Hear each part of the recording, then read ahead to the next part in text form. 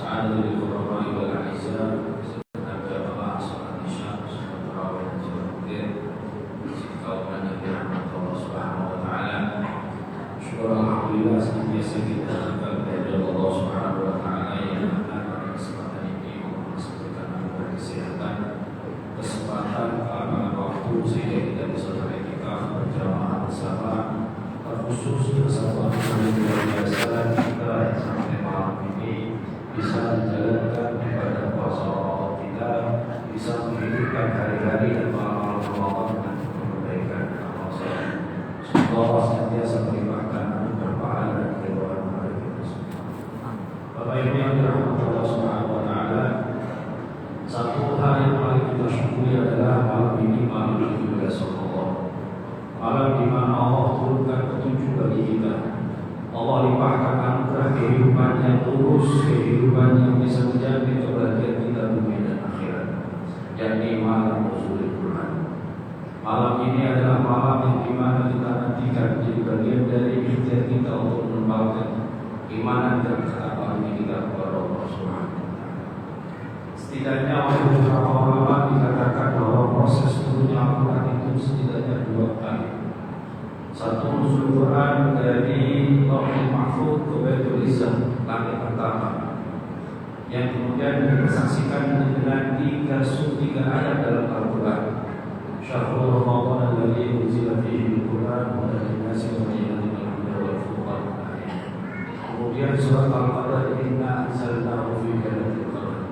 Kemudian surat inna anzalnahu fi lailatul mubarakah inna kunna jika yang ini memberikan penjelasan kepada kita bahwa sebelum Quran turun kepada Rasulullah SAW, Quran diturunkan pertama kali secara total dari Lauhul Mahfuz ke Baitul Izzah, total langit dunia yang kita ada.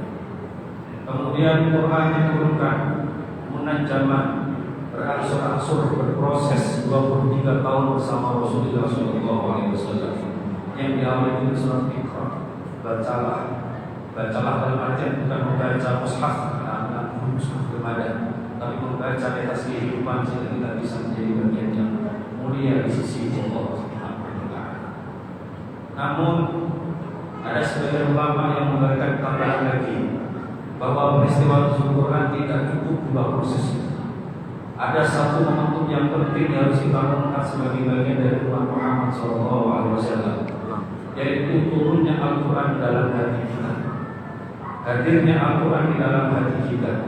Ini syarat dari salah satu hadis Rasulullah SAW. Rasul mengatakan, Inna Allaha la yu'adzibu qalban wa'al Quran. Allah tidak akan menyiksa di mana ada hati di situ penuh dengan Al-Quran. Bagaimana cara kita memenuhi Al-Quran dalam hati kita? Bagaimana bisa menurunkan Al-Quran di dalam hati kita? Banyak cara. Ulama memberikan 4 cara yang kita bisa lakukan untuk memastikan diri kita menikmati turunnya Al-Quran dalam hati kita. Bahkan ada salah satu ayat Al-Quran yang mengisyaratkan, tidak langsung secara jelas tapi mengisyaratkan bahwa Quran bisa turun ke dalam hati seorang mukmin. Nazala bihi ruhul amin ala qalbika litakuna minal munzirin. Ruhul amin akan turun dalam hatinya Rasulullah SAW. Kita juga punya hati yang sama seperti hati Rasulullah SAW. Maka janganlah heran kenapa ketika saat itu Sayyidina Umar bin Khattab hanya mendengar potongan ayat surat Toha ayat 1-8 bergetar hatinya yang awalnya benci Rasulullah kemudian mereka Rasulullah. Berapa kali para mu'alaf yang tidak tahu baca Al-Quran, hanya tahu makna dari kandungan Al-Quran, bergetar hatinya sehingga mendapatkan hidayah dari Allah Subhanahu wa taala. Maka PR dari kita adalah mampukah kita yang sudah muslim bahkan sejak lahir menghadirkan, menurunkan Al-Quran yang tertulis dalam Quran, dalam mushaf, yang tercetak dalam mushaf bisa hadir dalam diri kita. Bahkan nanti dengan ikhtiar ini kita mendapatkan syafaatnya di hari kiamat. Ini biar kita bersama. Ada beberapa cara bagaimana kita bisa menurunkan Al-Quran ke dalam hati kita. Satu dengan tilawah yang sudah dijelaskan al-muta'abbad bi tilawatihi. Bacalah Al-Quran semampu kita, sebisa kita. Walau ayatan Rasulullah mengajarkan minimal 7 ayat kalau bisa, atau 3 ayat.